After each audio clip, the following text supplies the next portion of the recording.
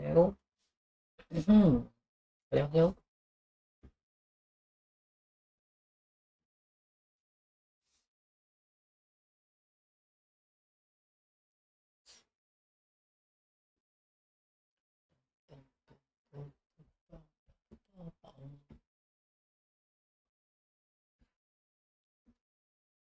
What you sort it? Okay. Okay. Watch out for it.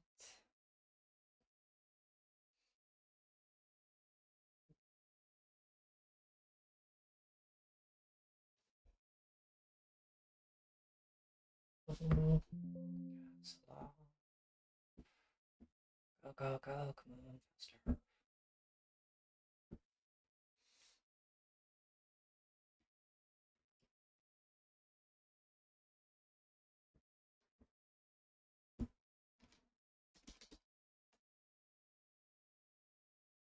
Good. Now,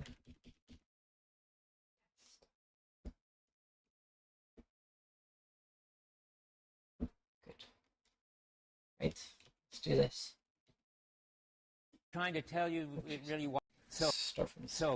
I'm trying to tell you really why we're reading the Aeneid, and we're only reading the first part of the first 4 books because we're only spending a week on it, not because it's not an important work of art in its own right, because we're not really treating it that way.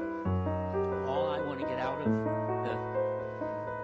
the Aeneid is an understanding of who Virgil is and what his views are, because in the Divine Comedy, Virgil shows up and leads Dante. And Dante says lines, one particularly important line from Virgil in the Divine Comedy, and you've got to know that, and it's in the reading.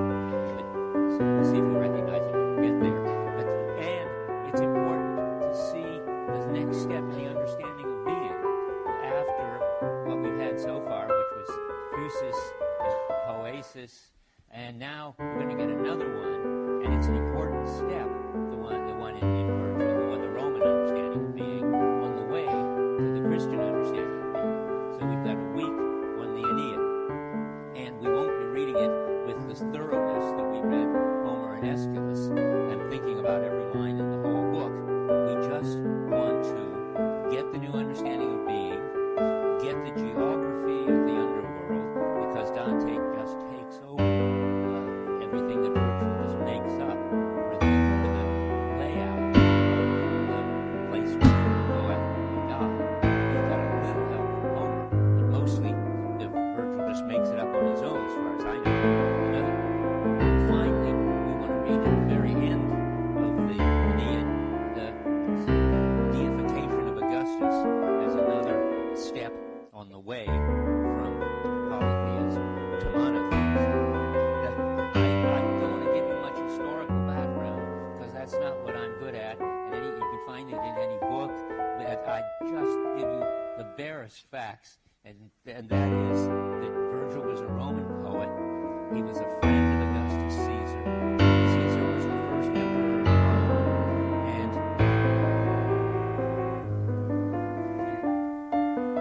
what's going to happen? Oh, I know. At least I recognize that there's something some children outside. Should we close the door? Should we just put up with it? I'm thinking, don't do it, close the door yet, but if it gets persistent, close the door. Okay, so Augustus Caesar becomes emperor in 27 BC. He was born 400 years after Aeschylus, a long time, and died just before Jesus was born. He lived from 70 BC to 19 BC. So Jesus was born roughly 19 years later. And Christians thought of Virgil as somehow a kind of proto-Christian, that he was leading up to Christianity. And he is. We'll talk about that more next time. But it's important to know that. Now, and you sort of know, as you read the story, that Aeneas is from Troy. He left when Troy was destroyed and in flames and everything. He left with his family, his son, his wife,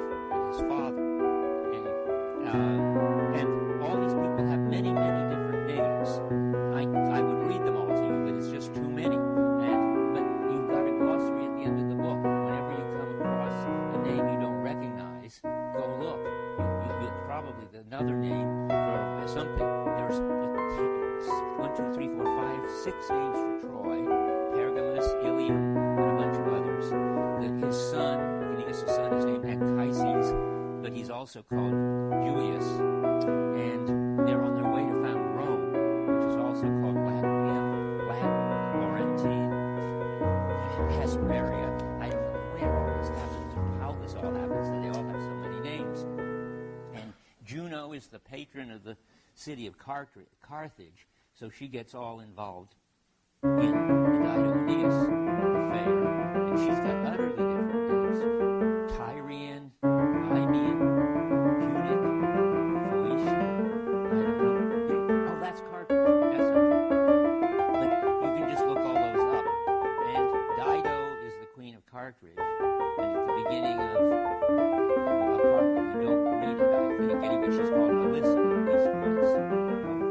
Why? I have no idea. Okay, so much for that. You just have to keep your eyes open. It's like reading a Russian novel. It's like reading Dostoevsky, where everybody's got 4 or 5 names. And only, I don't know, in Dostoevsky I have a sense of which ones are familiar, and which ones are the formal, and which ones are the nicknames. But it doesn't matter here. Whatever name, as long as you can keep track of who's talking, that's all that matters.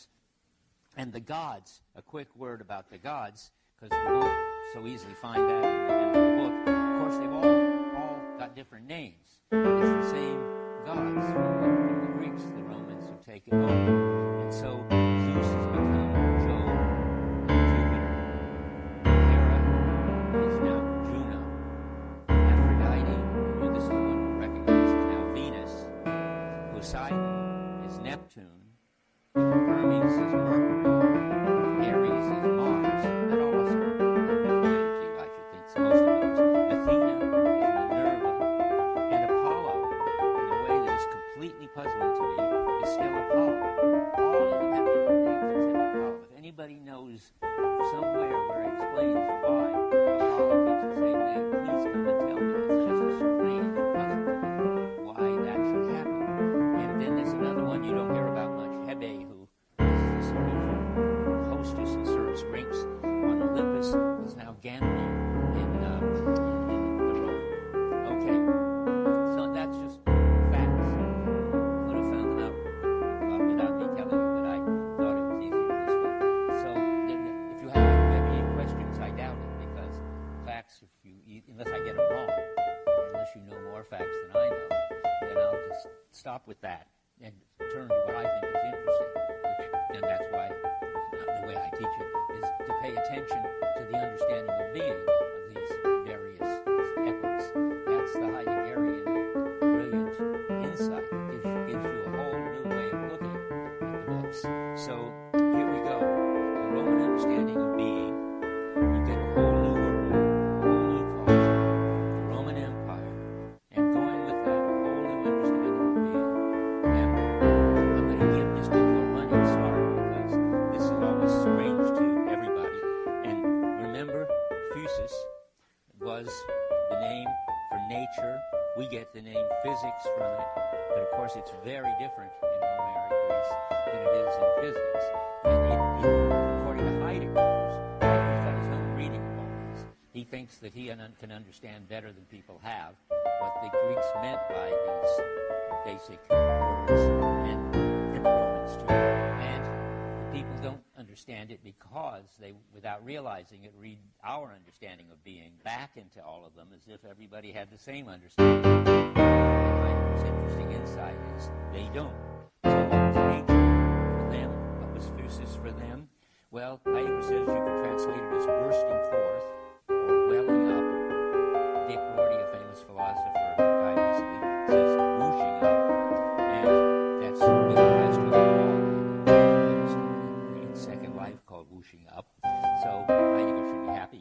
What sort of thing whooshed up were the things that were very important to the Homeric Greeks, like passions that suddenly takes away Helen from her family, moods which come on to people, and life is and that at the beginning.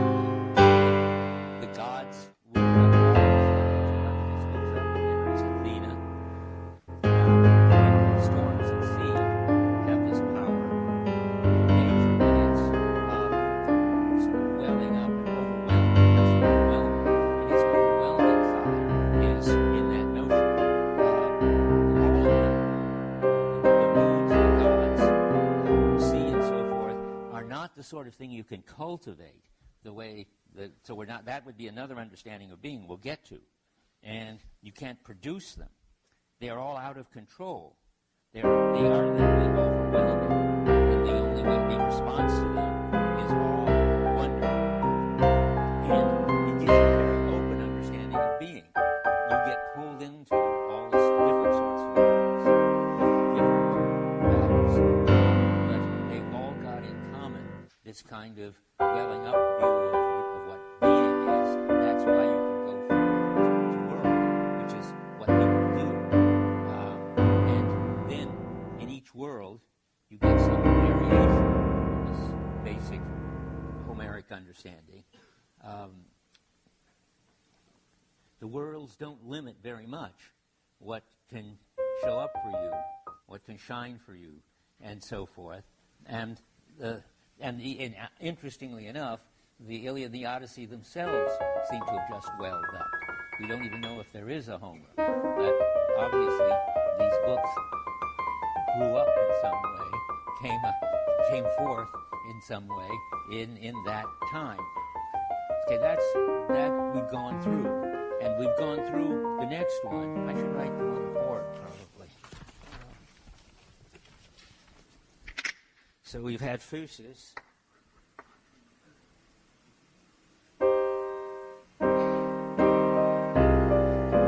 Now, and that's the Homeric. And now we're getting Poesis.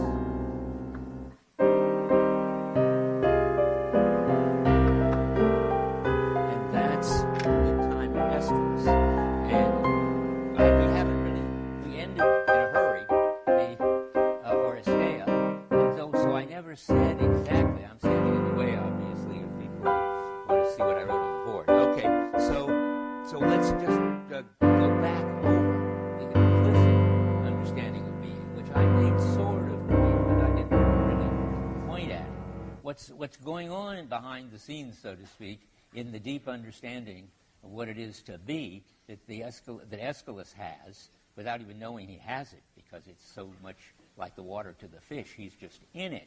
But what he sees is that if you nurture something and bring it out, let it express itself, it becomes something good and positive. But if you try to deny it or repress it or reject it, then it can be something dangerous. So what you want to do is let things come forth. Bring everything out at its best. It's an understanding that our job is cultivation, and things are around to be cultivated. You can see it, for instance, Heidegger talks about how the poesis way of understanding being, you could see it in a carpenter who is really dedicated to the craft of making carpentry things. He says the true cabinet maker makes himself answer and respond above all to the different kinds of wood that are slumbering within the wood. To wood as it enters into man's dwelling with the hidden richness of its nature. In other words, there's something in the wood that you can bring out if you're a good carpenter. You can bring it out but you have to choose different wood. Some wood you can bring out as a cabinet, some wood you can bring out, I don't know, as a club, some wood you can bring out as decorations and so forth. The important thing is that there seems to be in the wood, or for a sculptor, in the marble, there something that you can finish and bring out. Some famous Greek sculptor said, no, it was Michelangelo, that all his job was is to bring the figures out that are in the marble. And that's a poesis way of thinking of things. And it's a piece of wood, let's go back to that, has a definite grain. It has certain possibilities. Maybe it's good for making a violin or a wheel, to take other examples. And that bringing out, being responsive to and receptive to, and bringing out what's in people and in things is what Aeschylus sees as our job, people's job, and as what is important. And what I call, I think, is that this is an expressive order, not a repressive order. You get the best out of everything insofar as you nurture it and bring it out. And of course, the Furies are furious because the Homeric culture tried to impose some order on them instead of letting them, so to speak, do their thing. But Athena sees that what they need is to express their own best nature. And when they do that, of course, they become humanities. They become friendly ones. So, and people have, and what brings out the best in people, according to the Oresteia, is the love of Athens. That reconciles everybody, the Furies and the women and the men, all of them. And I would have read if I had time, and I can read it now if I didn't forget to bring it. I did, so I'm not going to read it now. Did I? No, there it is. Okay. In Thucydides' account of the Golden Age of Athens, in his book, The Peloponnesian War, he gives a long transcription of Pericles' famous funeral oration, in which he says just what I've been saying and what Aeschylus is saying. Pericles is a contemporary of Aeschylus, I'm pretty sure. And he says, you must realize, he's telling the Greek audience he's talking to, the people of Athens, you must yourselves realize the power of Athens and feed your eyes upon her day to day, till love of her fills your hearts. And then when all her greatness shall break upon you, you must reflect that it was by courage, sense of duty, sense of honor in action that men were enabled to win all this. And so that it's they and let's see, I wanted to read one other thing. Oh yeah, okay. And you can see in this pride in Athens this sense that everybody is brought out in their own way at their best. He says, but by what road did we reach our position? Under what form of government our greatness grew? Out of what national habits did it spring? These are subjects I will pursue. And then he goes on to talk about democracy. I think, pretty sure they invented democracy. We take it so much for granted. But the idea that you could have a country run by the people in the country who were voting on every issue as it came around was a just brilliant, it turns out, winning new idea. And he's very proud of it. Our Constitution doesn't copy, this is Pericles again, the laws of neighboring states. We have a pattern we are a pattern for others to imitate. Its administration favors the many instead of the few. That's why we call it democracy. And then he says, the freedom with which we enjoy in our democracy extends also to ordinary life. They are far from exercising a jealous surveillance over each other. We do not feel called upon to be angry with our neighbors for doing what he likes. Everybody sort of does what expresses best what they like. Or we don't indulge in injurious looks because they don't in any way hurt us. But all this ease in our private relations doesn't make us lawless as citizens. And that is, we obey the laws of Athens because they are, quote, worthy of admiration. So it goes on and on like that. And that's their understanding of being, but which puts the love of Athens first. And everything is brought out at its best. It can all serve Athens.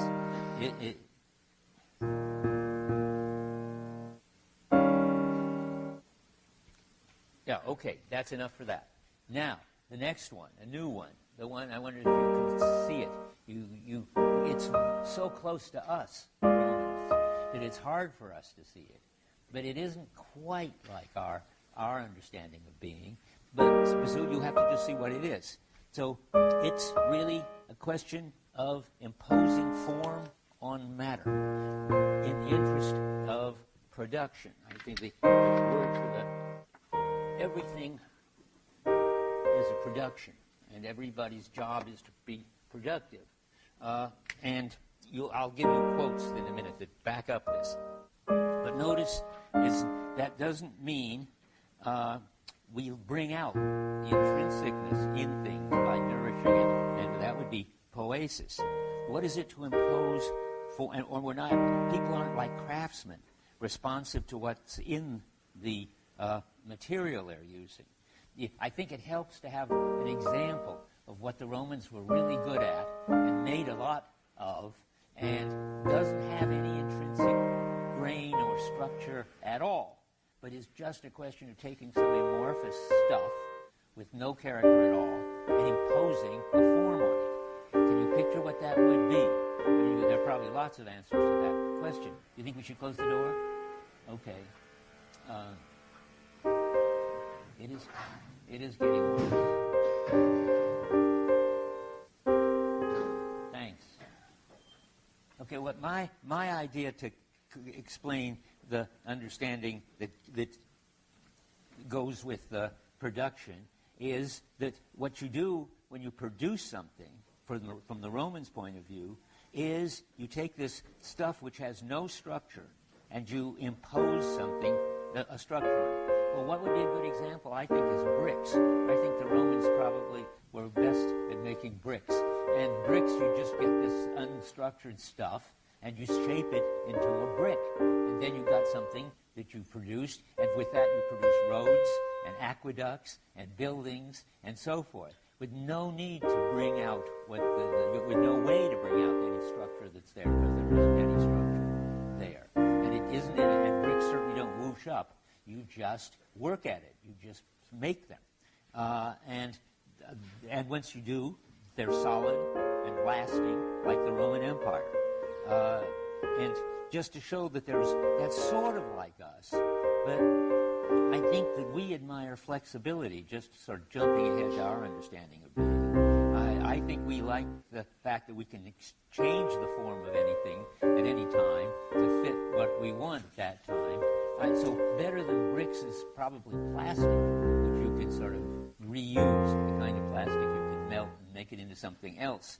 Or probably the ultimate for us is the digital, where everything you digitalized, you can convert it from pictures into prints, into phone messages, and store it, and so forth. So the Romans didn't get that far. They were just interested in producing something by putting this form on this stuff, which would be solid and stable and last a long time. Okay.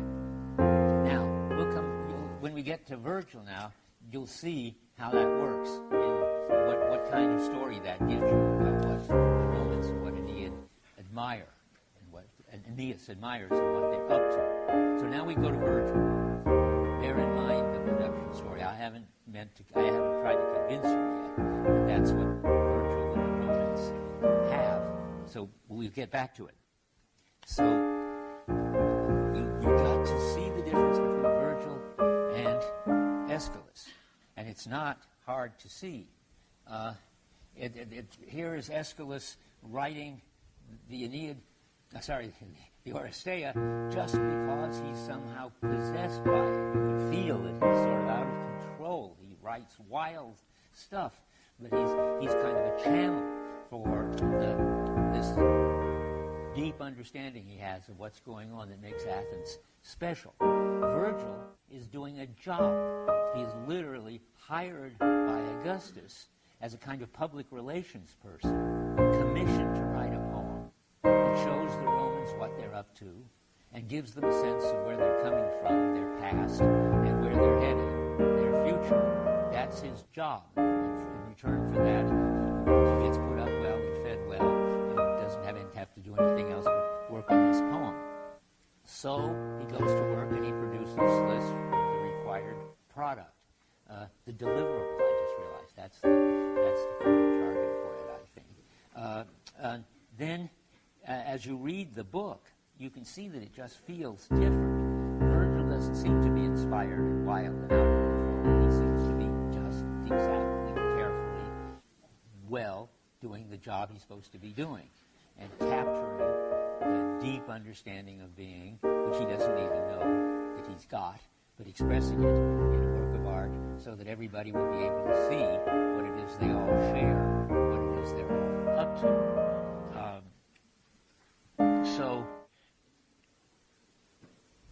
Aeschylus says that look what we've done. We tamed the Furies, we set up a legal system, we inspired patriotism in the citizens, and so forth. You feel, I think, that Aeschylus is amazed at what he's talking about, and he's struggling to understand it, and he feels wonder at what he found. But I don't think that doesn't fit the feeling of Virgil, that he's already got it figured out, and he's not feeling wonder. What is he doing? Well, he's doing his duty. He's doing what he was paid to do as a citizen and as a Roman. And I don't think he feels wonder. I think he feels probably something like satisfaction that he did his duty and did the job he was hired to do. So Virgil wants to produce something that's really not there yet. How you doing? To impose some. Are you on? Are you in Spain? To be a Roman and so forth, and he's not trying like Aeschylus to cultivate it, to bring it out, something that's latent that he can make explicit, and it's marvelous. Wednesday, you excited? And it comes to full flower. That's the Aeschylus thing. In the Aeneid, you get Virgil. He produces something which is exactly what he was told to produce. A story about how the Romans got their way where they are, their past, and what their future is, which is displayed as a big pageant at the end of the book. And what's that for? One would think that doesn't really make a very good work of art to do it in such a production way.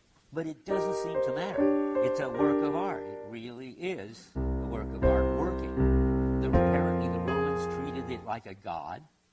They learned it by heart, like the Greeks learned the Iliad and the Odyssey. They built shrines for it. They used it for divination. They really treated this book as a kind of sacred object. And that means they felt that Virgil had really done his job. He had shown them what they are up to, what's special about being Romans.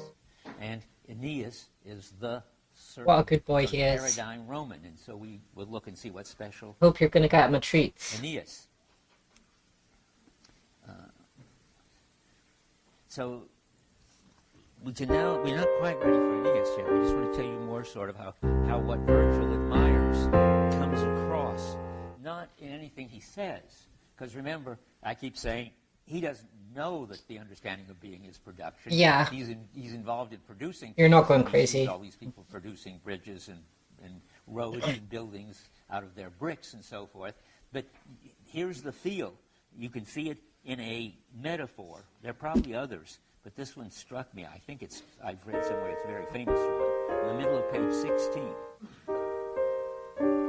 In the line 610. Just as the bees in early summer busy beneath the sunlight through the flowered meadows, when some lead on their full-grown young and others press out the flowing honey, pack the cells of sweet nectar or gather in the burdens of those returning, some in columns drive the drones, a lazy herd out of the hives. The work is fervent and the fragrant honey is sweet with time. Now, that's interesting. Ask yourself, what is it that he really likes about the bees? Why doesn't he write about the ants? The ants are equally or even more organized and got the system of all kinds of workers and the queen and so forth. It looks very similar. But he really especially admires the bees. What do the bees do that the ants don't do?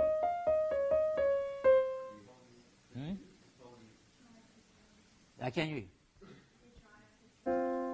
No, that's good, though. I think that's part of it. They drive the lazy people out and make them work. Yes. Yes. They produce honey. That's what you were going to say, too, about that. Okay. Well, yes, it's the. I think what he likes about the bees is they produce something with all that work. And it comes out just in the kind of choice of this kind of simile. He's using the style of like when such and such and such and such, which he gets from Homer, because he's often consciously imitating Homer. But I can't imagine a bee simile like that anywhere in Homer. It's just very Roman. Let's see now. Where am I? I'll turn it down a little bit. There you go.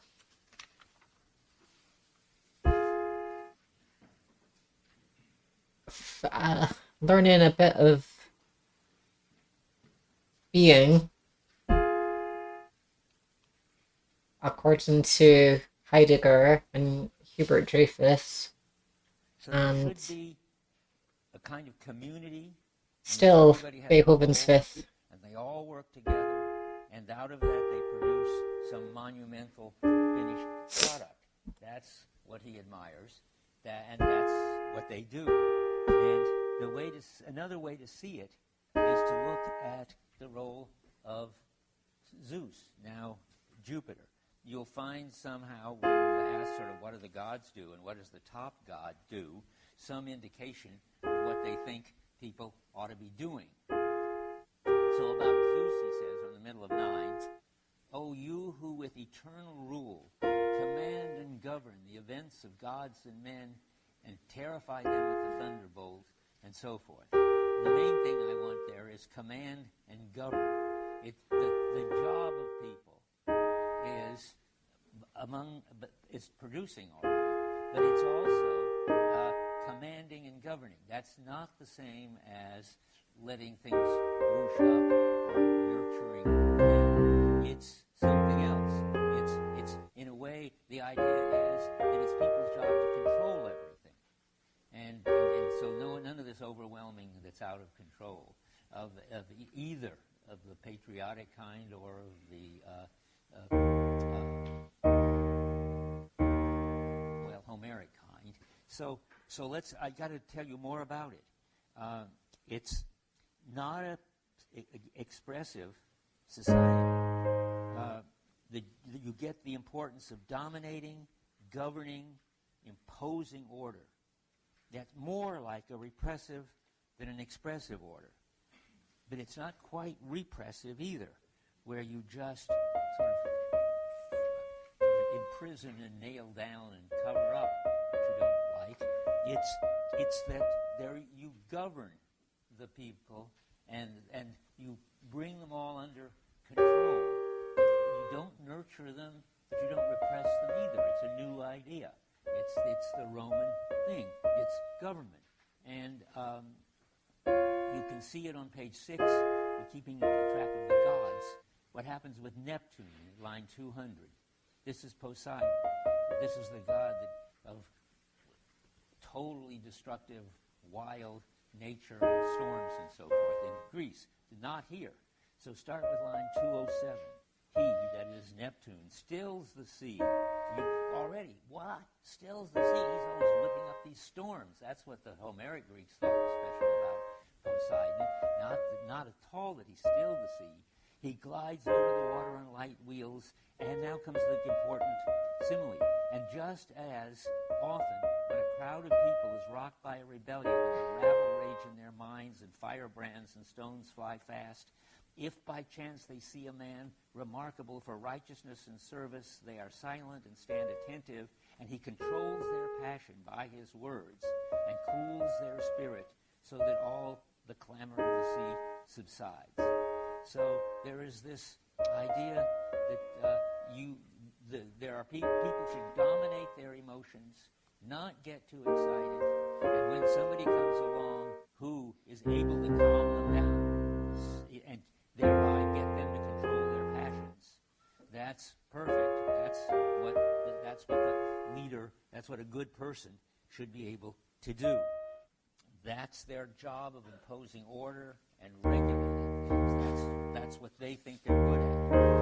And you get it again on 158. You aren't, I don't think that's in your reading, but we'll read it anyway. Anchises is explaining to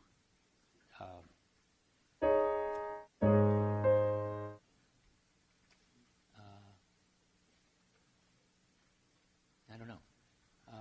I guess he's explaining it to Aeneas. Yes, to Aeneas for sure. And he's what the Romans do well And it's funny, they've got this kind of inferiority complex to all the amazing things that the Athenian Greeks did well. After all, they invented history, that was Thucydides, and mathematics, that was geometry and Pythagoras, and they already had a kind of natural science, various kinds, but atomism was their big thing. And I've lost track, but here you'll find, and they had all that. What do we Romans have? Well, it's Virgil's business to find out, because that's what he's being paid to do. And this is what he says in 158. For other people will, I do not doubt, that these other people are surely the Greeks, still cast their bronze to breathe with softer features or draw out of the marble living lines. They have great sculptors. Plead causes better. They've got better legal system. Trace the ways of heaven. They've got astronomy with wands and tell the rising constellations. That yours will be, now comes the Roman, yours will be the rulership of nations. Remember, Roman, these will be your arts, to teach the ways of peace to those who conquer, to spare defeated people, tame the proud. Another way to put it is taming. Whereas, so instead of nurturing and bringing out things, you sort of shape them by getting rid of their wildness and their rough edges and getting them just to do calm, appropriate things. And that's their idea. Now, it might be, and somebody might have objected to me if I'd given them time, that sometimes you can't just tame them. They're just too far out of control. And then what do you have to do with them? Well, you have to repress them. But repressing them is only the last kind of activity of last resort. So here's about the repression. But I'm not sure whether to read it yet. So it's about 410. Romulus and Remus shall make laws. That's the beginning of Rome. The gruesome gates of war with tightly welded iron plates shall be shut fast. Within, unholy rage shall sit on his ferocious weapons, bound behind his back by 100 knots of brass. He shall groan horribly with bloody lips. Well, Ares is now a bad guy. Unholy rage is not a very complimentary description of the same thing that Homer admired when Ares shines on Achilles or yells in the battle, and then Achilles goes out and kills hundreds of people in an afternoon. But now, that's not what we want. Ares is not a god that they are worshiping. They are that kind of rage, that kind of aggression is just to be squished, put in prison, or locked up. That's repression. That's what happened to the Furies before they got transformed by. They were repressed by the new gods, and that didn't work.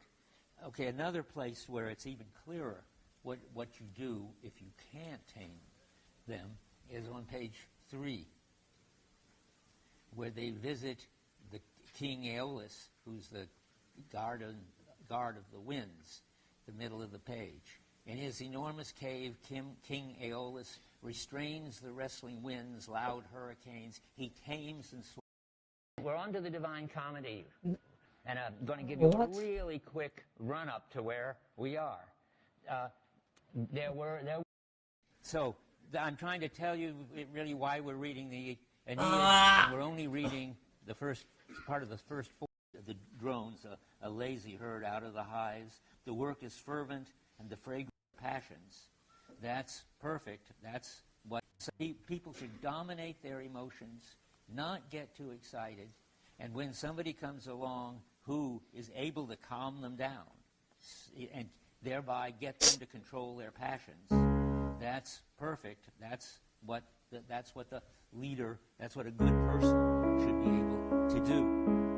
That's their job of imposing order and regulating things. That's what they think they're good at. And you get it again on 158. I don't think that's in your reading, but read it anyway.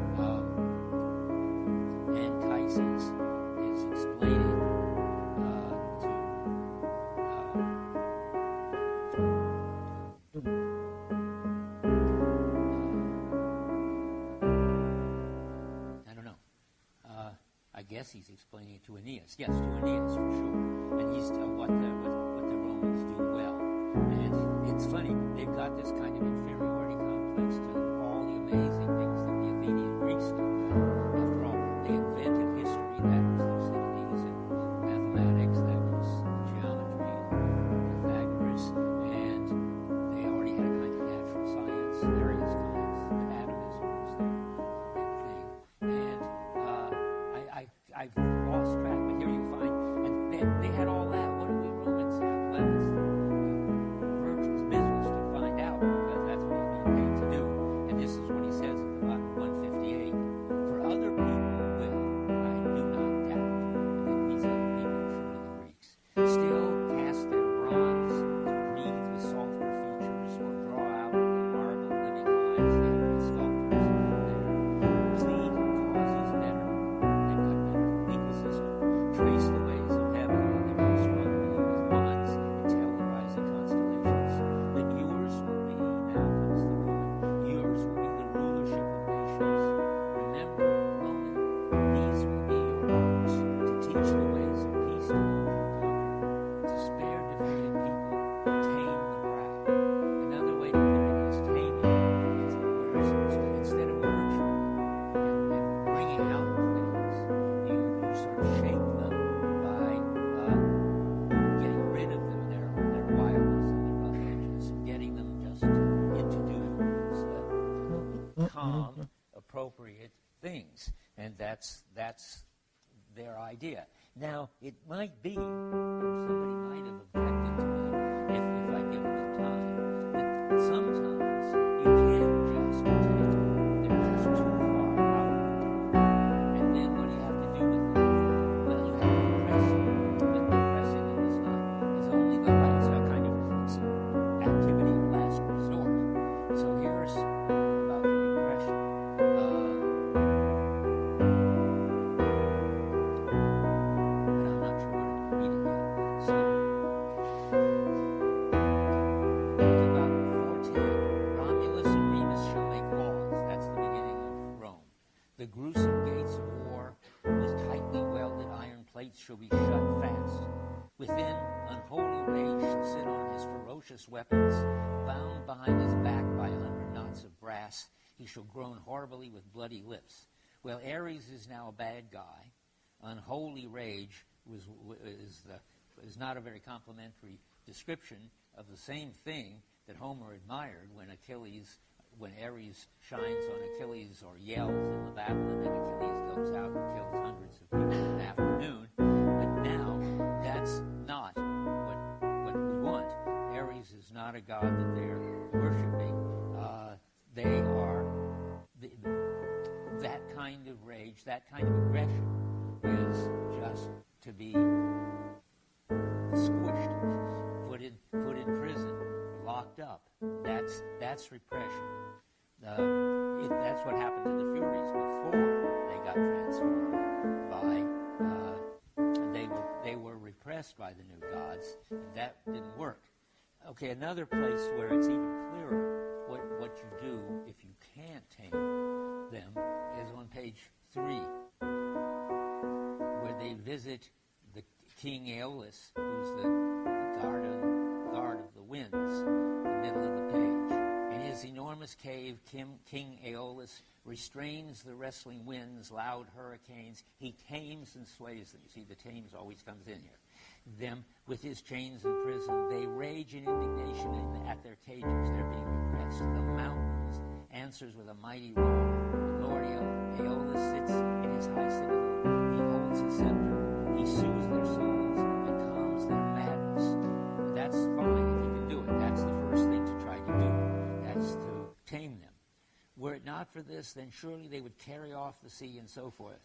But fearing what the all-able Father, but fearing that they would get out of control and push around, fearing that the all-able Father, that's Aeolus, hid the winds within dark caves, heaping over them high mountains.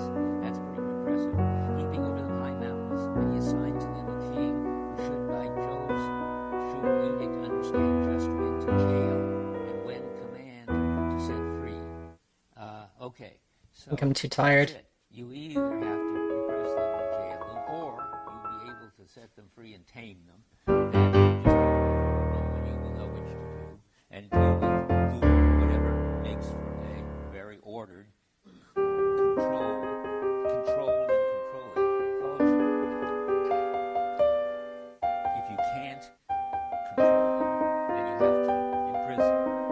Let's see.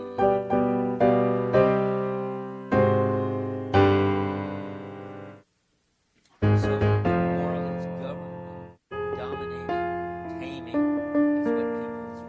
to nature is, and being able to be tamed, though sometimes getting out of hand, but mostly being tamed is what nature is. And so people aren't receptive to what calls them, to the gods showing up, to whatever it is that draws them in. People are now willful. They're not receptive but active, and in charge of fixing and controlling everything. That's how much it sounds like us. We're sort of in the difference is really hard to pin down. And I'm not going to try to do it in this course. I mean, Heidegger tries to understand what's special about it. I can hear him.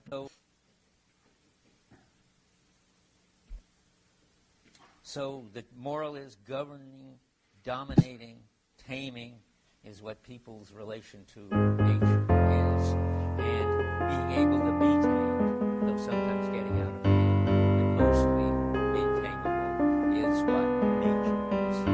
And so people aren't receptive to what calls them, to the gods showing up, to the whatever it is that draws them in. People are now willful. They're not receptive but active, and in charge of fixing and controlling everything. That's how much it sounds like us. I mean, we're sort of in the job too. The difference is really hard to pin down, and I'm not going to try to do it in this course. Heidegger tries to understand what's special about technology, which the Greeks didn't have. But it's close to this. Anyway, all we care about, and I can't go off into to our understanding of being in this course. So we got them controlling everything. Now, another way. Anybody want to say anything? Now I said all sorts of perhaps interesting or controversial things. Anybody? Are you hearing me back there, I presume? Oh, good. I can hear you. So I'm going on. Another way to try to see the understanding, the new way that they understand what it is to be a human being and what our relation to nature is, and is to see what the role of the gods is for them. I mentioned sort of in passing Jove and Aeolus, the god of the winds, but now to take the mainline gods and see what became of them is helpful. So it's not a question of people having some kind of practices for relating to the gods in the way Virgil describes.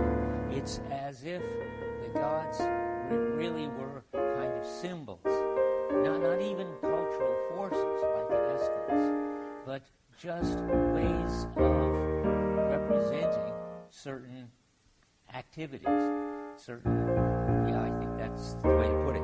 So that means they're not just literary decorations, so they come close every once in a while. There's certainly some way that the people don't really believe in these Greek gods that they've taken over.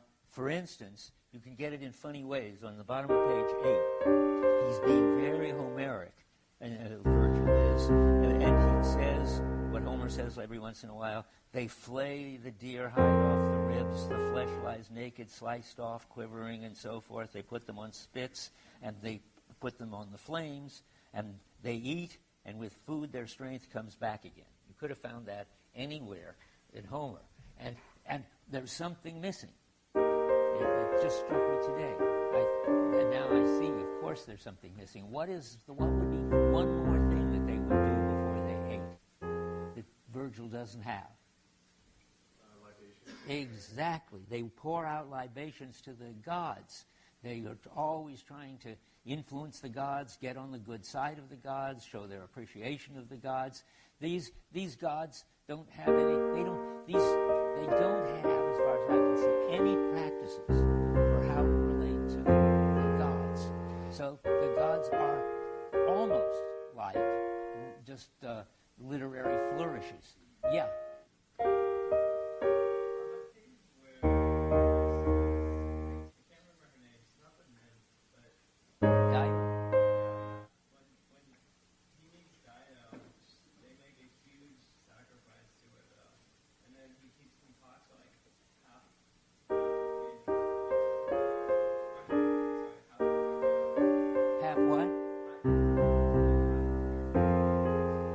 And they make a sacrifice to the gods.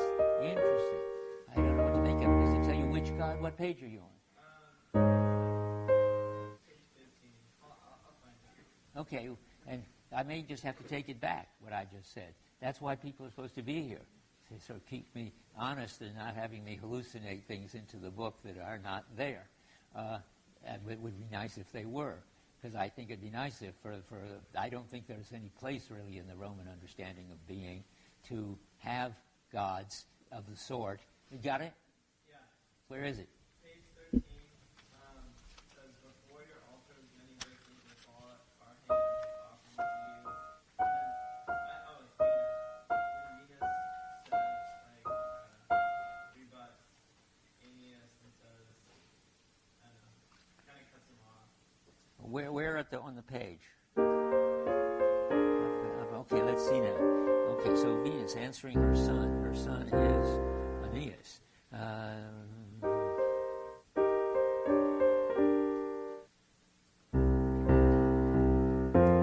So Venus answering her son began. Then she says, before your altars many victims will fall at our hands as offerings to you. Sounds like Aeneid is talking. So Venus answering, with a comma. So Venus answering, her son began. Yes. Okay, now Aeneid is talking. Now I can read it and it makes sense to me. Okay, so now he's saying, O goddess, you must be Apollo's sister, or else are to be numbered with the nymphs. Whoever you may be, do help us, ease our trials, tell us what skies and so forth would cast. We want ignorant of men and places and so forth. Before your altars many victims will fall at our hands as offerings to you. Interesting. I don't know what to make of it. I don't think it's obviously somehow not a common practice like with every dinner. I made that point. But it is something that they will do. And if they want the gods to do something for them, that's how it looks to me. So, and that's in Homer already. If you make sacrifices to the gods, you can get the gods to help you. That's I'm just thinking out loud, but before I do, go ahead. Yeah. Odyssean kind of thing.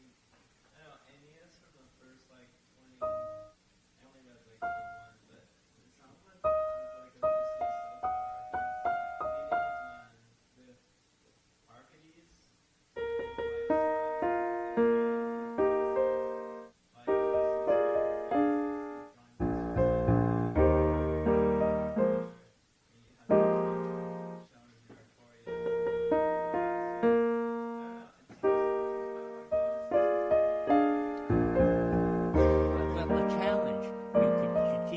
As you read it, because it might come in handy as a possible paper, is Virgil is copying everything he can copy from Homer.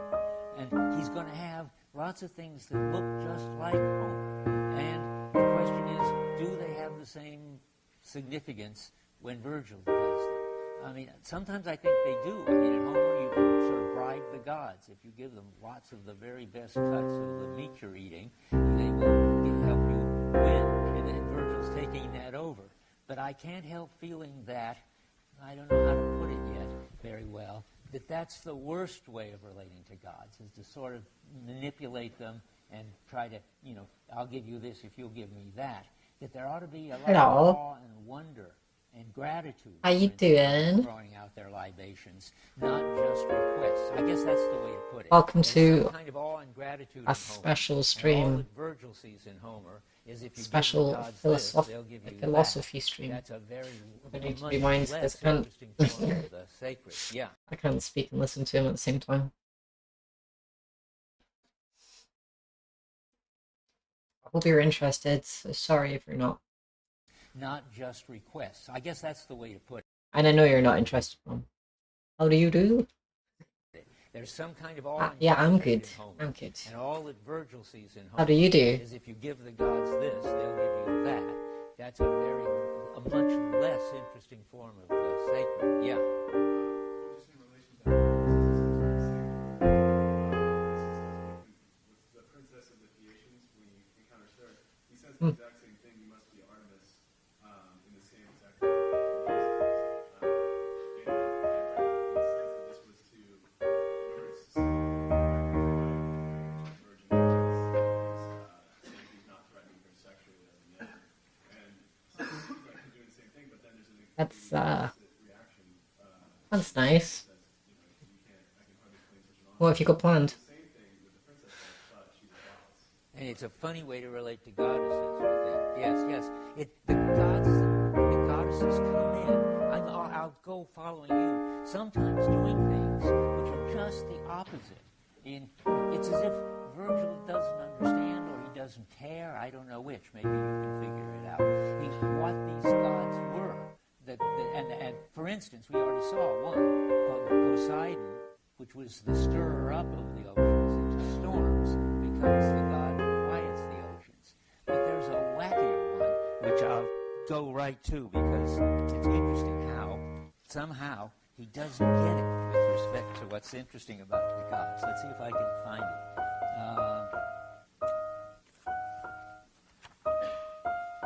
It's also based on Homer. That's why I want to look at it. Okay, here. Venus, Aphrodite, now plays a funny role that's based on something in the Iliad. In the Iliad, Oh, nice. beginning of the Iliad, Achilles has a fight with Agamemnon. Catching up on over whose some you time. prize some particular girl is, and Achilles gets so upset because Agamemnon's taken this nice girl away from him, and he's just about to draw his sword and kill Agamemnon, which would not be a very cool thing to do since Agamemnon's in charge of the whole army. And at that point, Athena jumps in, grabs him by his ponytail, his long hair, and pulls him back and says, "What are you, crazy? This is, in effect, not the sort of way to respond to this situation, and cool it." And he does. Now, something similar happens here, but see if you can notice a weird difference. Okay, and I don't know why Virgil is doing this. Maybe somebody will tell me. At the bottom of 47, it's transferred now. I mean, obviously, Aeneas isn't going to be having a fight with Agamemnon, but it's interesting where it's transferred, and because we want a case where somebody's doing something where they're losing control, and some god comes in and tells them that they're not relating properly to the situation. And here's what happens at the bottom of 47. "And carried off by my mad mind." And what happened? Guess what? He just came across Helen up on line 765. And I see the daughter a little earlier, clinging to the so-and-so, crouching silently, Yeah, and so forth. She in terror of the Trojans, and so forth. She crouched. I'll probably oh,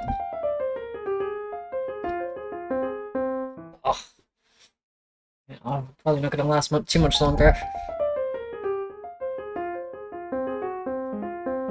Just yeah, maybe to the end of this lecture. Maybe a bit sooner.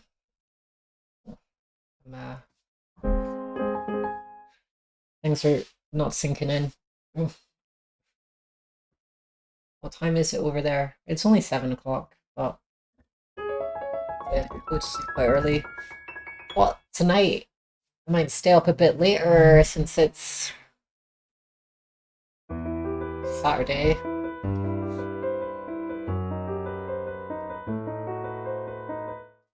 Out And comes stuff. now the middle of the page, a hated thing beside the altar. And who is that? That's Helen. He found in the chaos at the destruction of Troy, he's found Helen hiding in terror at the altar, and he's so upset that he says, and carried off, now I'm at the bottom, by my mad mind, I was still blurting out these words, some terrible thing, some bad thing about her. I don't know. When, with such brightness as I have never seen, my gracious mother stood there before me, and across the night she gleamed with pure light, unmistaken goddess, as lovely and as tall as she appears whenever she's seen by heavenly beings. Who's showing up to stop him from killing Helen? It's Head to Aphrodite. sleep around 12. Venus shows up, not Athena. I mean, you can see. Well, we might have something in common. I don't know. Well, it gets. Well, I go to sleep. So it's 7 o'clock. Yeah. I'm definitely not a night owl. Definitely more of the morning owl. Better. Oh, will be 2 seconds. How do I do like a text thing?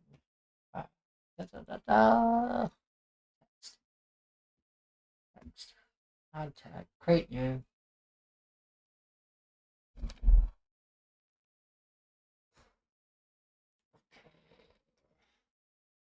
Be right back to minutes. Right, we'll be back. Wow.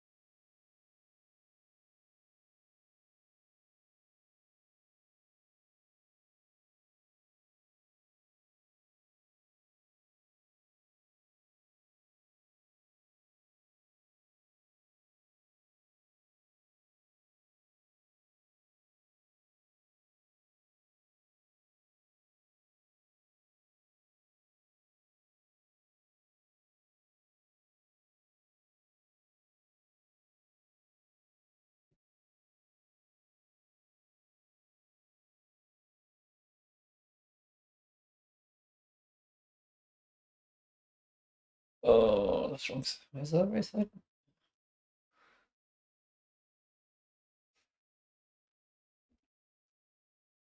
What did I miss?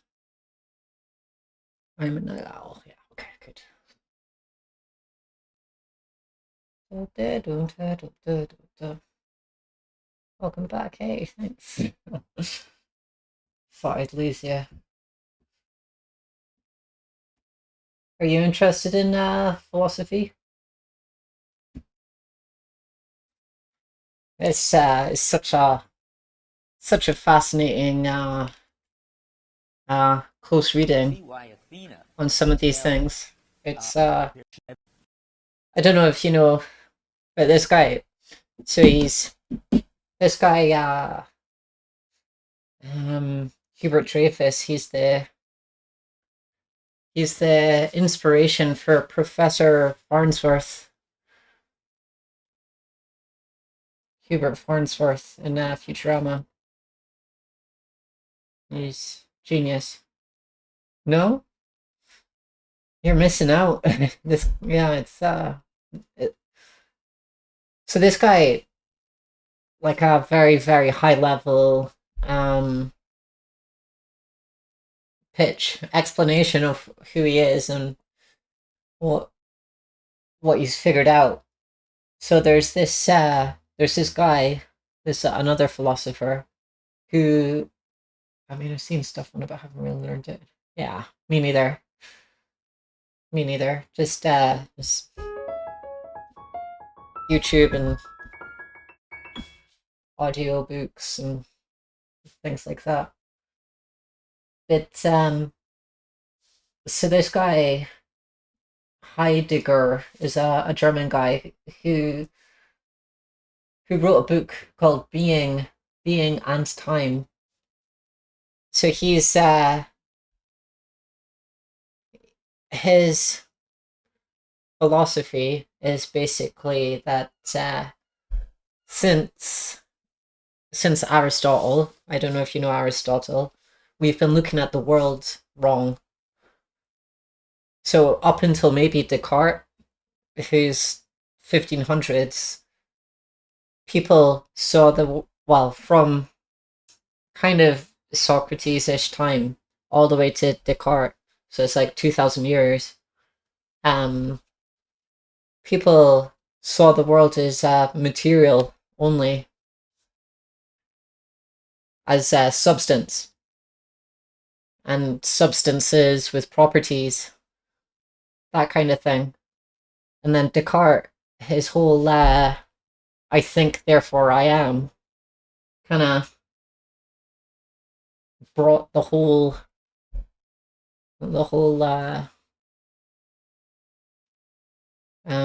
the mind-body dualism, I think, is what a lot of people call it. What is the mind? If it's a material thing, is it a material thing? I don't think it is. So another way of looking at the world is something called phenomenology. So rather than substance and attributes of substances like color or like viscosity or hardness, attributes that we give things, the world is actually phenomenons that we perceive, and how we use things is kind of what makes a thing.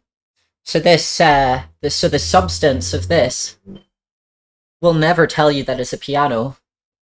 The substance of this, will tell you that it's plastic, it's got black keys, it's kind of hard, makes a noise if you touch it. But that reductionist, materialistic substance explanation will never tell you that it's a piano, a musical instrument, the same instrument that Mozart and Beethoven, etc., wrote their music for, a lot of their music for. But phenomenology kind of puts, phenomenology is what can actually explain those things. So for the past 2000 years, we've been, we didn't have to see the world in that way. We didn't have to see the world as material. We could have seen the world as phenomenons. So, yeah.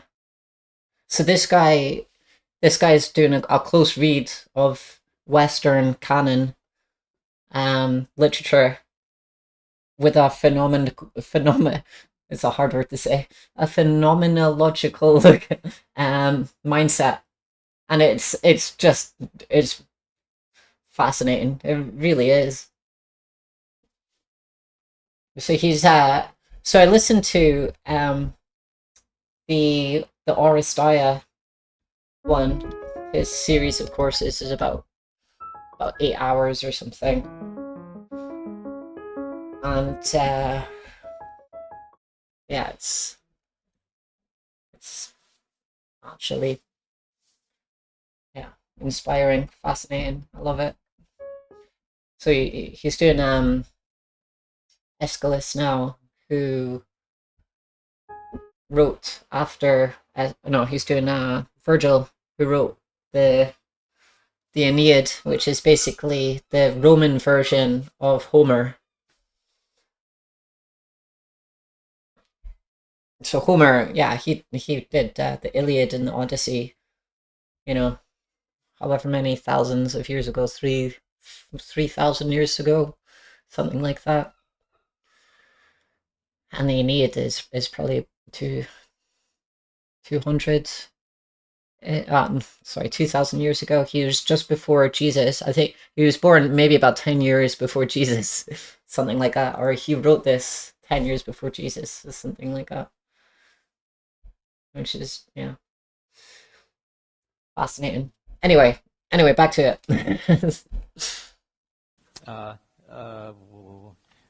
When, with such brightness as I have never seen, my gracious mother stood there before me, and across the night she gleamed with pure light, unmistaken goddess, as lovely and as tall as she appears whenever she's seen by heavenly beings. Who's showing up music, yeah, to stop him from killing Helen? It's Aphrodite. It's Venus, not Athena. I mean, you can see why Athena would tell Achilles to cool it, that it's not, she's not responding to the situation, because Athena's the one who's best at responding to whatever situation. Why she shows up, I don't know. But she says, in the top 48, my son, what bitterness has kindled this frantic anger? Why this madness? What of all you care for me, where has it gone? Should you not first seek out your father, worn with years, Anchises, where you left him? See if your wife, Crusade, and the boy Anchises are still alive. Says, don't get upset at Helen. You've got your domestic situation to worry about. You better go home and worry about your wife and son. Isn't that an ironic thing for Aphrodite to be saying? Isn't it exactly what did Aphrodite do when Helen had a new child? She was wild passion, Aphrodite, in the Greek thing. She encouraged Helen to run off from her husband and child. But now Aphrodite has been switched around to Venus, and Venus is protecting the family. She's a kind of goddess of domesticness. And that's all. It's just strange indeed that he would give Venus. It's as if these names don't really even name the same gods, but they do. They just got new functions. He would give Venus not the function wild erotic passion, but the function domestic preservation of calmness and tameness in the family. And say to Aeneas, don't get so upset. Go home and take care of your family. That's what I want to. That's related to what you were saying, in the sense that the gods are given these weird jobs. So I want to see now if.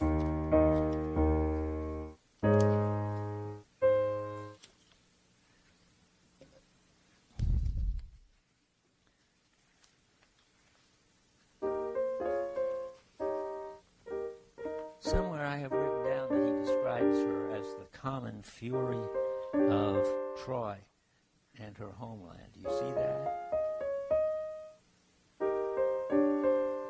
Maybe I got it from another translation, but I don't think so.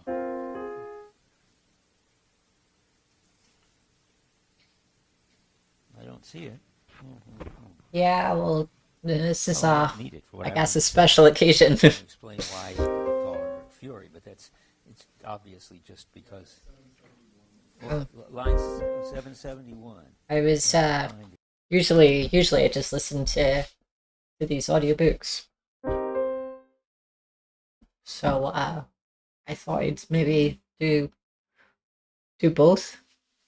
See if anyone is interested in joining.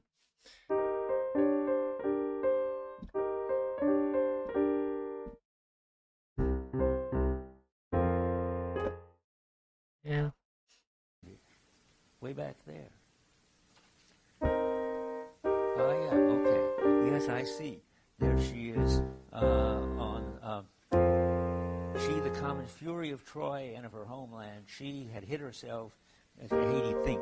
I just wanted you not to think that that has anything to do with the Furies. It just means, even with the capital F, it just means that she was very upset. And everybody was furious at her, is what it is all supposed to say. Yeah.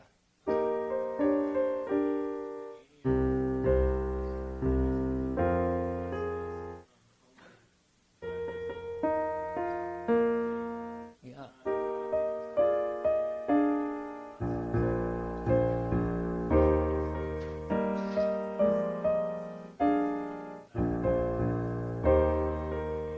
that they are going to establish, and if it mess with that fate, then you're just gonna get. Who's going to fail and who's it now?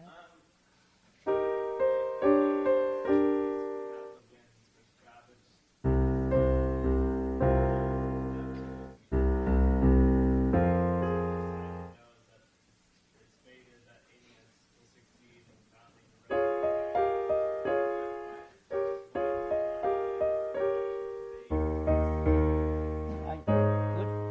I see that. Good question. I wish I had a good answer. Maybe somebody will come to office hours and help. It's to begin with, that fate is really what's going on. It's Aeneas's fate is to found Rome. It's going to happen. It isn't as if the gods in fact will cause it to happen. It's just that they sort of make sure that Aeneas will do it. I mean, that's where the Dido's going to come in. Aeneas has to leave Dido, and that means a big deal, as we'll see next time, because it's his fate to found the Roman Empire. Good, help with this. just kind of the difference in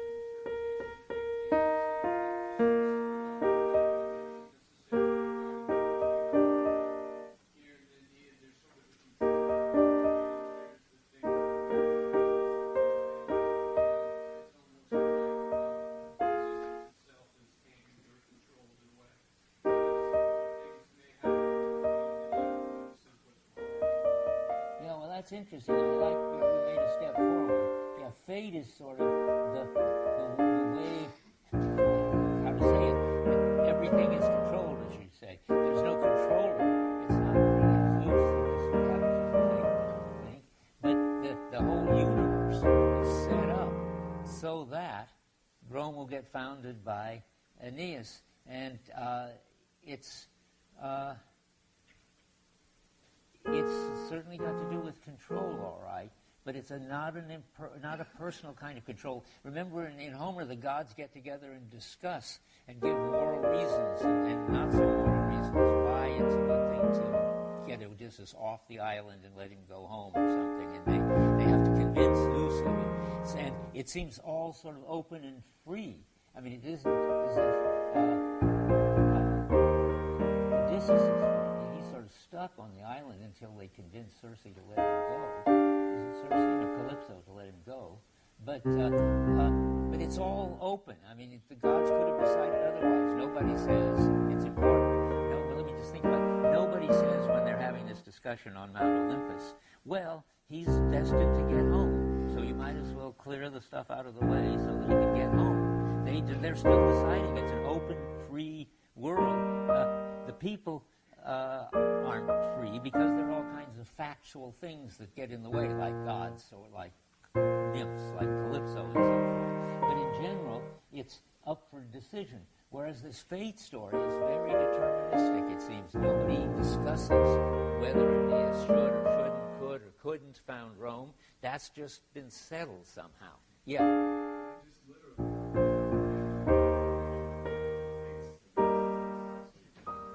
That's right. There are gods called fates, and they predict it. But when they predict it, then I don't know. Do they do more than predict it? Do they make it happen, or they just? Yeah, they just sort of tell you what is going to be made to happen, or who's making it happen, and sort of why. For the main test is why isn't Aeneas allowed, at least open to being able to stay with Dido? They're such a nice couple, but he can't because his fate is to found Rome. I don't know what that means exactly. If anybody does, let me know. I guess I'm just trying to grow. It gives the gods less of a job. Because if the gods' only job is a bunch of three old ladies or something are the fate people, and their only job is to sort of recognize what's going to happen anyway, then the gods, one, if you believe it as a kind of mythical story, don't have anything to discuss or anything to decide. That's on one level in Homer. And where they do have things to discuss and decide. And there's no place for the gods helping something happen or preventing something happening. The way Athena gets on the side of Odysseus and helps him shoot the suitors. There's plenty of and shows this bright light on Achilles and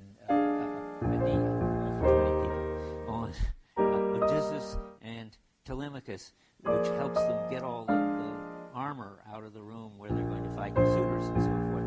The gods play a big sort of free role, and it's not just sort of manipulating people. It's sort of the way people react when they're in tune with each other in the situation. That's a lot different than fate, where they just react that way, but not because of whether they're in tune with the situation, but because that's just what has to happen. And so the gods have a real role. Attuning has a real role. People getting in sync with each other in the situation has a real role. And nobody ever says it's just fated. I think, and I wish I could put that all together better, but those are the pieces. Yeah.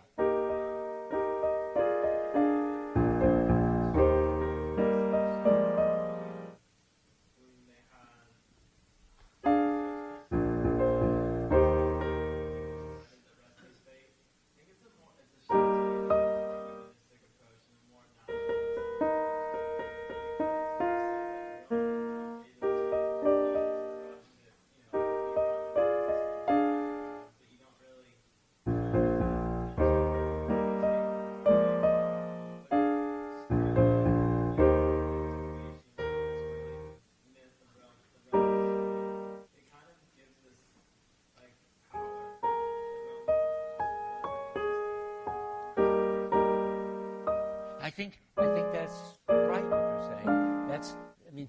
The way that our whole conversation started is sort of what the gods aren't in Virgil that they were in Homer, and this fate taking everything being the ultimate explanation is the big difference between that and Aeschylus saying Zeus is behind everything. Zeus isn't behind everything in Aeschylus because Zeus has already sort of figured out the whole plan and you just have to execute it. He's behind everything because there are all kinds of the different ways of reacting. The vengeance people have Zeus behind them. The law and order people have Zeus behind them. And that doesn't... And Zeus hasn't generally got a finished plan. He's open to discussion. So fate takes all that God dimension out of things and puts it in a dimension which is just, so again, so much like us. And you might as well say, well, all the atoms are going to go on moving the way they are, and you could predict, if you knew how they were all going to happen, that Aeneas was going to found Rome. It's got that kind of flavor. Okay, I think we should go on, but I think you started an interesting issue, and keep your eye open for what we can say about fate. Okay, now let me go back, though, while I find my way back, because I jumped. Okay, the way that the gods have no jobs. So now I'm going to go back to where I was. I'm going to see Virgil, how he deals with the gods. It's going to be, again, reflect his understanding of being without him knowing it. It's going to be in the similes, but it's also going to be in his understanding of the gods. So let's look at his understanding of Jupiter. He's certainly not a god that protects strangers or a god for moving between worlds. He's the king and the father. But again, what is a king and a father? Well, it's somebody who sort of governs and tames the children or the citizens or whatever. I mean, the citizens is the kings, the subjects, and so forth. But it's no expressive order in it at all. Zeus is just sort of given the job of commanding and governing. So now we're back to the fate thing again. How can he even have the job of commanding and governing? But if he had a job, all I can say is if he had a job in Virgil, it would be commanding and governing, controlling what gets out of control. I said look at page 9. Let's look at page 9.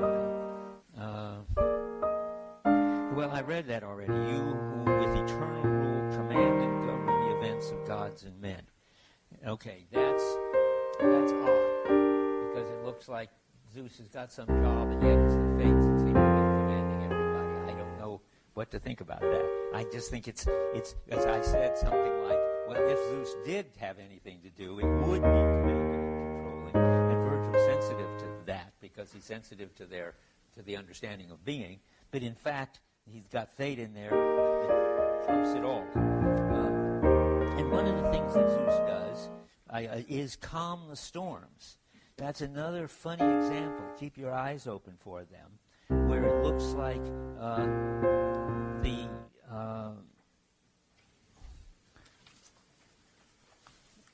the gods have flipped over to the exact opposite of what they were. Zeus is a god is a god of thunderbolts and so forth, and now he's never does Zeus go around calming storms. It's just not the way it works. Let me see if on 10 is what I'm talking about. Yes, at the top of 10, about 355. But then he smiled upon Jupiter, father of men and gods. Smiled Hello, upon GC. whoever. Just as he calms that. Welcome to a special episode of Phenomenology and Me. No. I am spoiled. Well, yeah, I'm not going to be around for much longer. I think when is lecture 1 over? We've got about 7 minutes left. So make the most of it. So this is Hubert Dreyfus. I've probably spoken to about him before. That he made phenomenology comprende able to comprehensible to me, understandable to me. And he's doing a close reading of Western canon. He started with Homer, obviously, moved on to Aeschylus, one of the Greek tragedians, and now he's on the Aeneid by Virgil. So he oh yeah, the one and the same. It's yeah, the Aeneid by Virgil, who is the Roman Homer, essentially. All right, let's get into it. It works. Let me see if on 10 is where I'm talking about. Yes, at the top of 10, about 355. But then he smiled upon Jupiter, father of men and gods, smiled upon whoever, just as he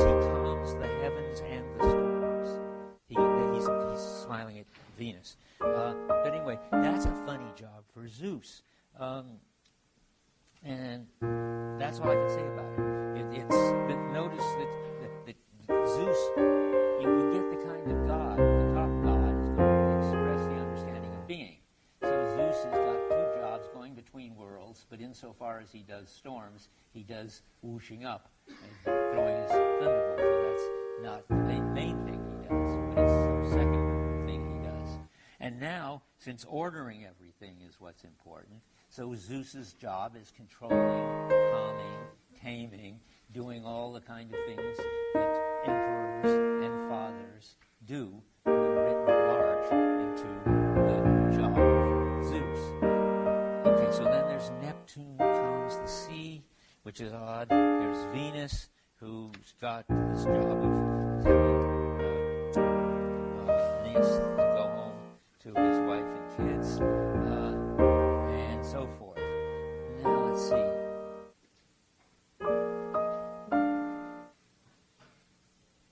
It's just, so what do I want to say? Oh yeah, I'm just going back now to Aeneas and Aphrodite. So there's Aeneas, not the sort of guy who would kill an unarmed woman, but he's so upset about Helen, who's caused this whole disaster. He's about to kill Helen. And then Venus shows up and calms him and says, go home. Okay, now I got as far as I'm going to get on that one. I'm over here.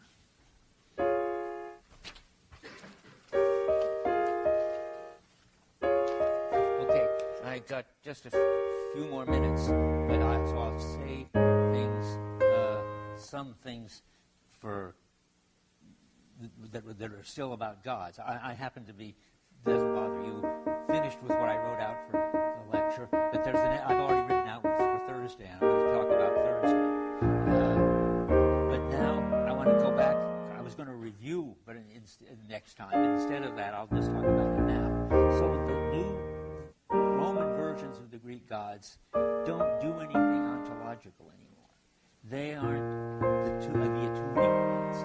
They aren't how people relate to their situations. They don't do anything that couldn't be done by fathers and rulers of various sorts.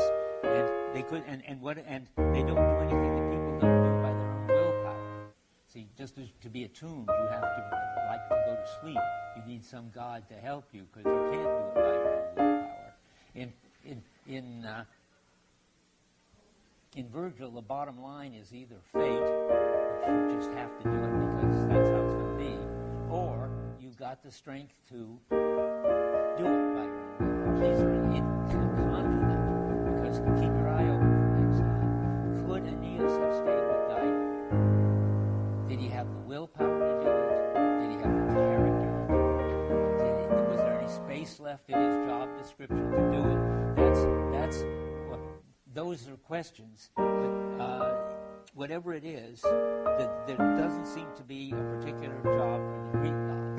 Now what I'm going to say is there's something new for the next 5 minutes, something I don't understand, but it's clearly important.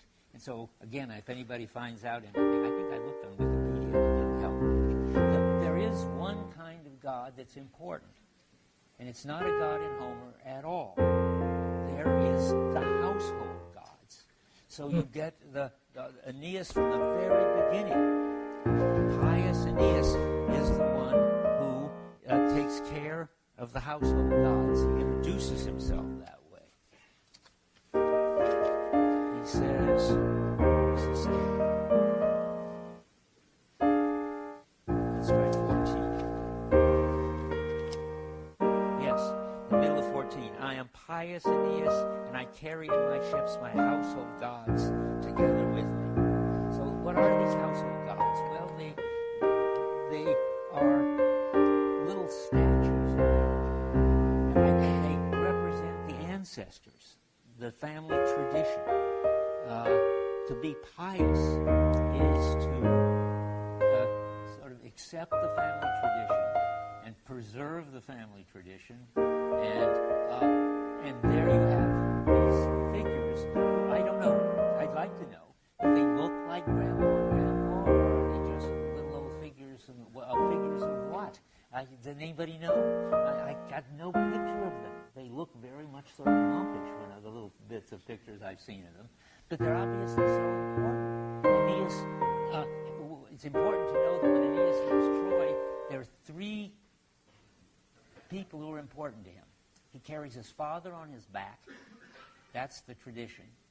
That points the same direction as the household gods. He's going to be true to the family tradition.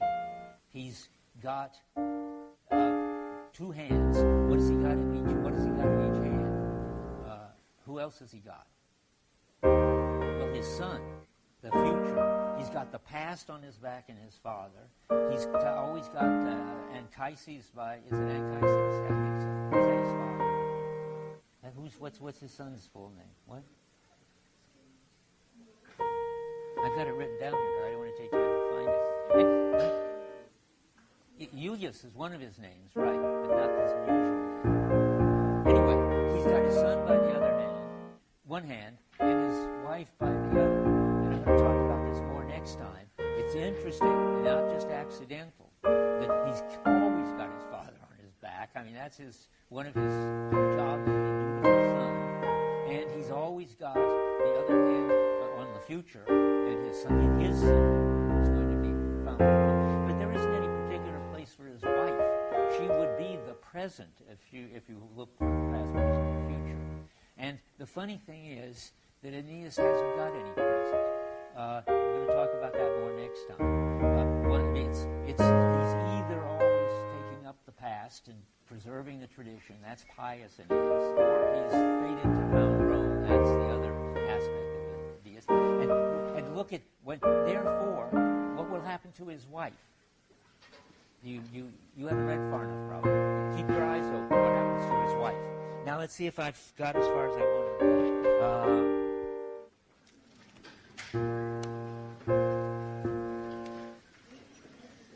Okay, that's it. Read book 4 for next time.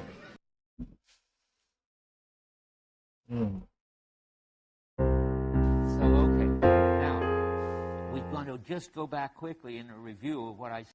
Right. I think that's enough philosophizing for tonight.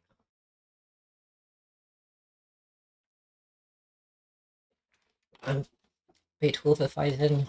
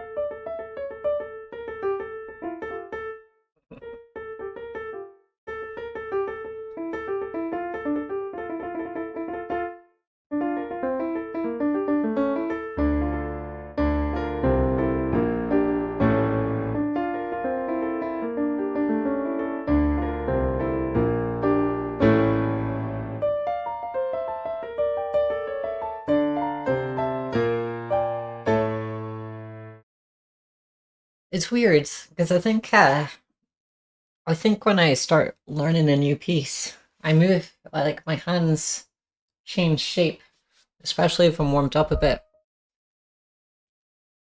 So it, I need to, yeah. So it feels weird. It feels different. Like, I might be like a tiny fraction of a millimeter different. But it still seems to have an effect.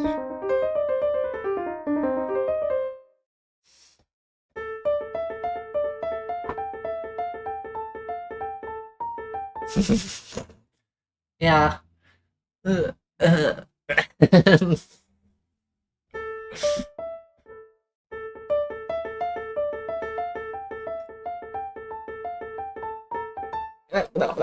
I feel the same as well. Oh yeah, okay. Stroke the keys more than you used to.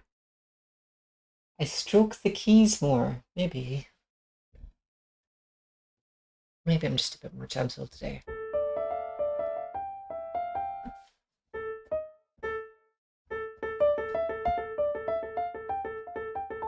It depends on the piece as well, because this I think Bach is a little more jabby.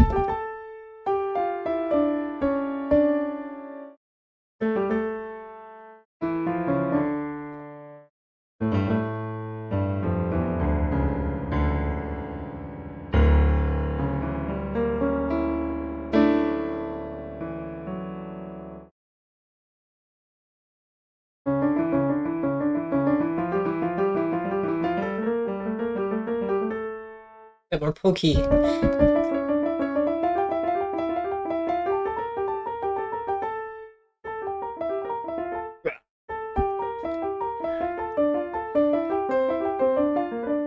Because I think I think when you're playing an organ, you are a little bit more pokey. Excuse all the innuendos. Oh man, that is funny. Beethoven was a little bit pokey himself as well, so I heard. Because he played the organ quite a lot when he was younger. The piano was invented not long after he was around. Handel was handsy, you think?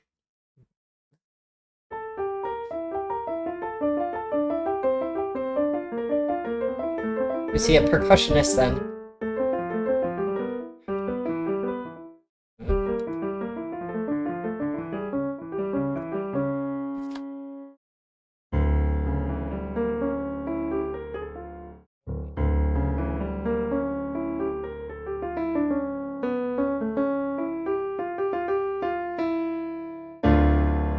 Ah, okay. We'll fill the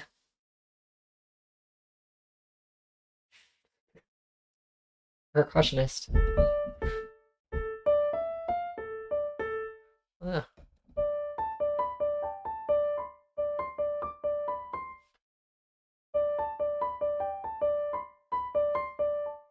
Right. Oh, jeez. Okay, I better go. Better go. I'll see you. Thank you. Bless you too. I can't wait to find out the phenomenological explanation of sneezing and bless you etymology. Yeah, thank you. You too. I might be on tomorrow as well if you're good. But more philosophy.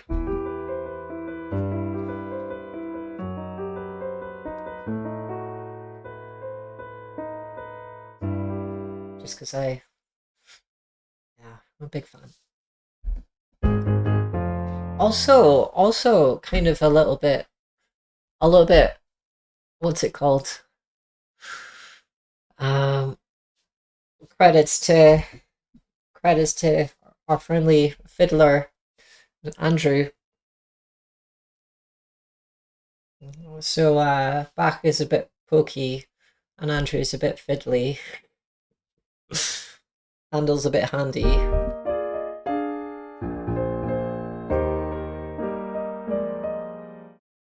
Beethoven's a bit strokey.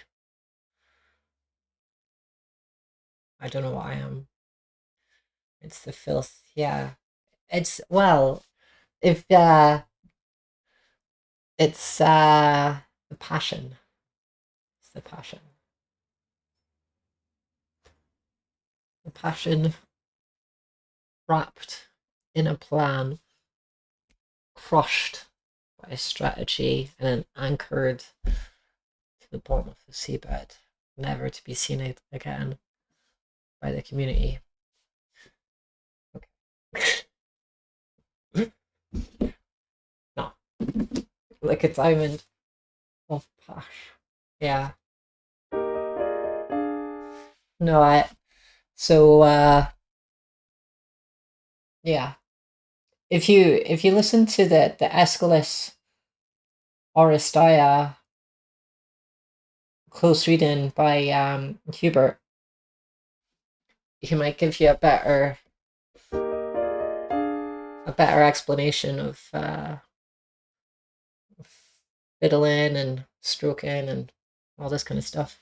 Anyway, I'll see you later. Thanks for joining.